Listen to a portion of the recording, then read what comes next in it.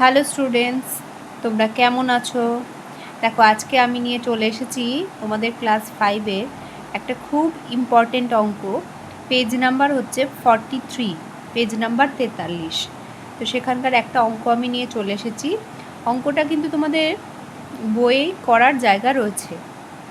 এই অঙ্কটা অনেকেরই তোমাদের বুঝতে অসুবিধে হয়। আমি চেষ্টা করছি, দেখো, আশা করছি তোমরা কিন্তু খুব তাড়াতাড়ি অঙ্কটা বুঝে যাবে। আমি আজকে তোমাদের করাবো 43 পাতার একদম এই 3 নম্বর অঙ্কটা। আমি বোঝানোর চেষ্টা করছি, তোমরা আমার সাথে সাথে খাতা কলম নিয়ে বসো। যেহেতু এখানে অঙ্কটা করার জায়গা দেয়া রয়েছে, সেজন্য আমি আর খাতা কলম কিছু নিলাম না, কিন্তু তোমরা কিন্তু খাতা কলম নিয়ে বসবে। দেখো, পড়ছি আমি অঙ্কটা। দেবব্রত বাবু তার 6 মাসের আয় দিয়ে 7 মাসের খরচ চালান। তার মাসিক খরচ 14,270 টাকা হলে তার 6 মাসের আয় কত?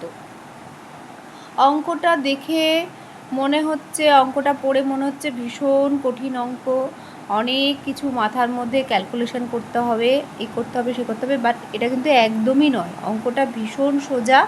একটু আমি বোঝাচ্ছি, একটু মন দিয়ে শোনো। আর যদি অসুবিধা থাকে তাহলে একবার এটা ডাউনলোড করে একবার মানে ভিডিওটা আবার দেখে নেবে, কেমন? বা এমনি ভিডিওটা আবার রিভার্স করে দেখে নেবে। দেখো, আমরা একটু একটু করে একটা একটা করে লাইন পড়বো, তাহলে কিন্তু অঙ্কটা আমাদের বুঝতে সুবিধা হবে। প্রথমবার আমি অঙ্কটা পুরোটা পড়েছি, আর একবার আমি অঙ্কটা পুরোটা পড়ছি। অঙ্কটা কিন্তু আমি করতে 1 মিনিট টাইম লাগবে, কিন্তু এই বোঝানোর জন্য, যাতে তোমাদের বোঝাটা সহজ হয়, তার জন্য কিন্তু আমি একটু বেশি কথা বলে তোমাদেরকে বোঝানোর চেষ্টা করছি। দেবব্রত, আমি আর একবারে পুরো অঙ্কটা পড়বো, তারপরে একটা একটা করে লাইন করে তোমাদেরকে বোঝাবো। দেবব্রত বাবু তার 6 মাসের আয় দিয়ে 7 মাসের খরচ চালান।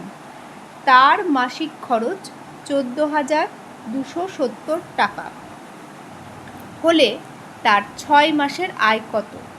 অঙ্কটা দুবার আমরা যেমন ছিল তেমন পড়েছি। এবার আমরা যেটা করব সেটা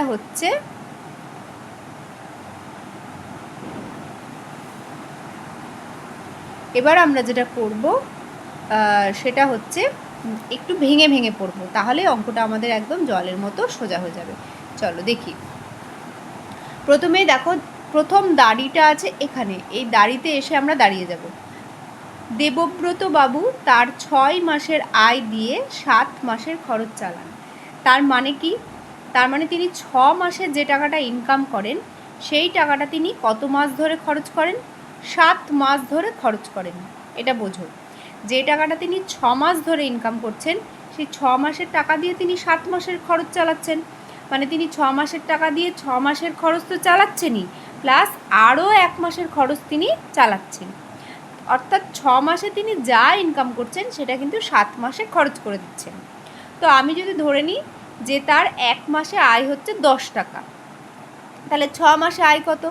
1 মাসে যদি তার 10 টাকা আয় হয়, তাহলে 6 মাসে আয় হচ্ছে 60 টাকা, তাই না? 1 মাসে 10 টাকা হলে 6 মাসে 60 টাকা।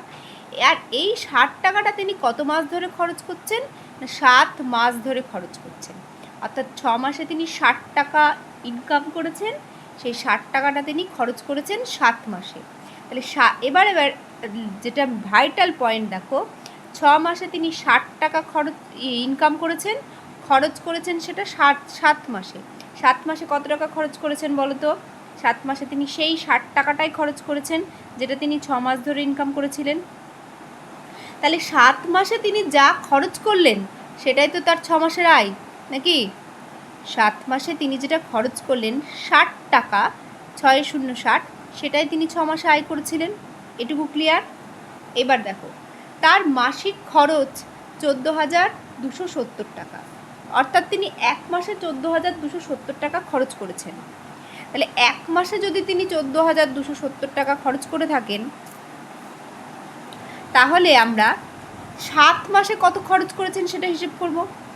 এখানে দেখো মাসিক খরচের কথা বলা আছে, তাহলে এখানে যেহেতু মাসিক খরচের কথা বলা হচ্ছে, আর এখানেও খরচের কথা বলা আছে, তাই আমরা এই মাসিক খরচটাকে 7 দিয়ে গুণ করলে আমরা কি পাবো? 7 মাসের খরচ পাবো। তাহলে 7 মাসে তিনি যে টাকাটা খরচ করেছেন সেই টাকাটাই তো তার 6 মাসের আয় নাকি?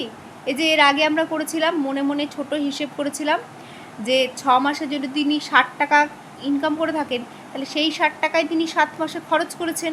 এটা আমরা অঙ্কটা মুখে মুখে করার জন্য ছোট হিসেব ধরে নিয়েছিলাম। কিন্তু এখন বলছে তিনি 1 মাসেই খরচ করেছেন 14,270 টাকা। তাহলে 7 মাসে কত খরচ করেছেন? তাহলে দেখো এখানে অঙ্কটা করার জায়গা আছে। 7 মাসে তিনি খরচ করেছেন, যে 1 মাসে খরচ করেছেন 14,270 টাকা। তাহলে 7 মাসে খরচ করেছেন, 7 দিয়ে গুণ করলাম, গুণ করে হবে 15,890 টাকা। এই যে তিনি 7 মাসের যে খরচটা করলেন সেটাই তো তিনি 6 মাস ধরে আয় করেছিলেন নাকি? এখানে তো বলেই দিয়েছিল যে 7 মাসে তিনি যেটা খরচ করেন সেটাই তার 6 মাসের আয়। আর প্রশ্নেও দেখো উত্তরটা চেয়েছে তার 6 মাসের আয় কত। তাহলে আমাদের অঙ্কটা কিছুই না, অঙ্কটা হচ্ছে এই 14,270 দিয়ে 7কে গুণ করলেই কিন্তু আমরা অঙ্কটা পেয়ে যাব। এবার লাস্ট এই অঙ্কটার একটা ছোট্ট ট্রিক্স। কী ট্রিক্স? দেখো এখানে অঙ্কটাতে কি, যখন মাসিক খরচ যদি দেয়া থাকে তাহলে আমরা এখানকার খরচের সঙ্গে গুণ করব। যদি মাসিক আয় দেয়া থাকতো, এখানে খরচ দেয়া আছে তাই খরচের সঙ্গে গুণ করেছিলাম। যদি মাসিক আয় দেয়া থাকতো তাহলে কিন্তু এই আয় মানে হচ্ছে 6 মাসের আয়ের সঙ্গে গুণ করতাম।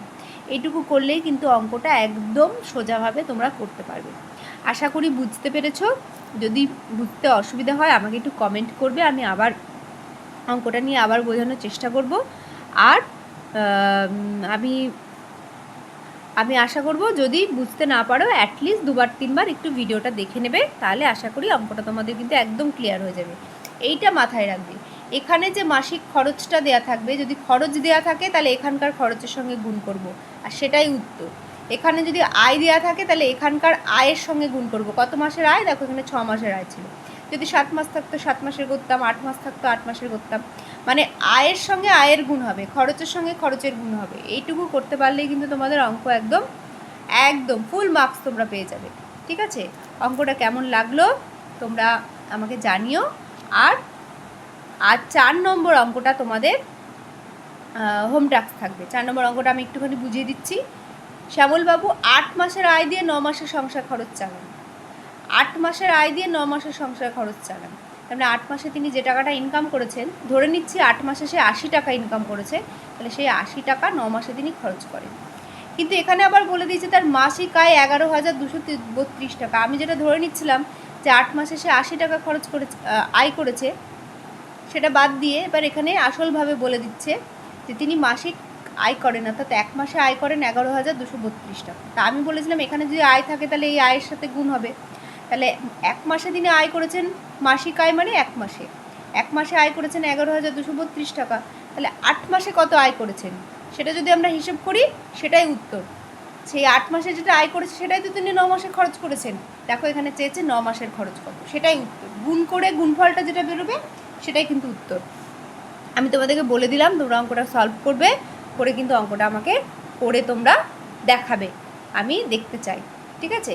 আর তাতেও যদি কোনো অসুবিধে হয় তোমরা কিন্তু আমাকে বলতে পারো।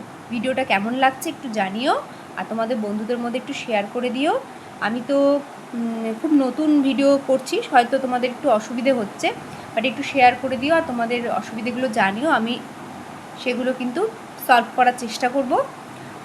আর অফলাইনে আমি যখন করাই না, তো তখন যত সহজভাবে আমি করাতে পারি, যেহেতু অনলাইনটা আমার কাছে মানে এই ইউটিউবে ভিডিও দেওয়াটা একটুখানি মানে আমি এটাতে অভ্যস্ত নই, তাই একটু অসুবিধে হচ্ছে।